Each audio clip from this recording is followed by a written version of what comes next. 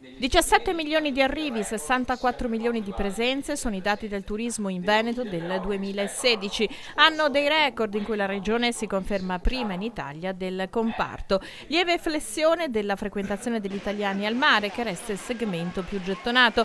In crescita il lago di Garda, le città d'arte e le terme. Quanto agli stranieri, tedeschi ed austriaci sono tra i più appassionati delle bellezze territoriali, una ripresa degli americani, polacchi che invadono la montagna, calo dei cinesi, ma potrebbe essere l'effetto Expo, riavvio lento del ritorno dei russi. Innovazione e qualità, un strumento, quello dei fondi FESR, è un grande investimento per la montagna. Sì, i dati ci dicono che sia gli italiani che gli stranieri prediligono strutture di qualità, quindi alberghi di qualità, ma non solo alberghi, anche l'extra alberghiero di qualità. E quindi noi con i bandi europei stiamo camminando su questa linea, innovazione del prodotto e innovazione anche della struttura alberghiera. C'è anche il turismo abusivo e non solo a Venezia, come state fronteggiando questo aspetto?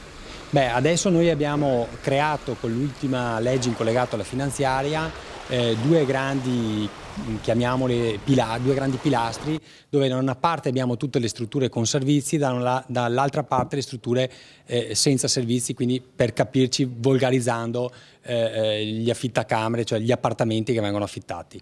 Chi non è classificato né nell'una né nell'altra è completamente un abusivo. Il turismo è anche un settore che vive di vita propria, quanto incidono le vostre strategie?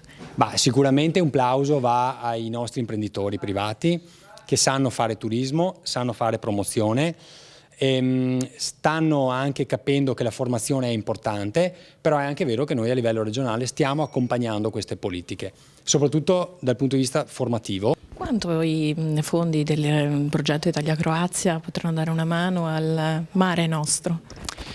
Diciamo che all'interno di questo ragionamento si inseriscono anche i bandi di Italia-Croazia, perché molti di questi progetti vanno proprio nella valorizzazione, per esempio, della costa veneta, ma anche al cosiddetto trasferimento del turista dalla costa all'entroterra.